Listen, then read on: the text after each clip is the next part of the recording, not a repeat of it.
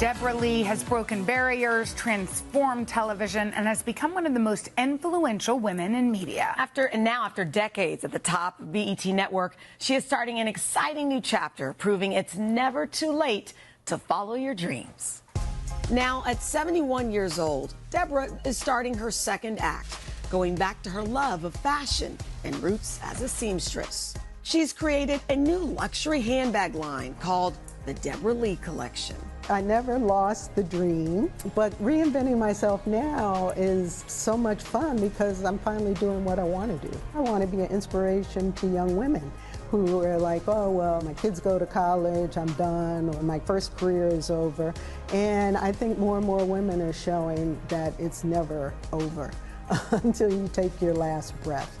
And I'm not the type who would go sit on a beach anyway.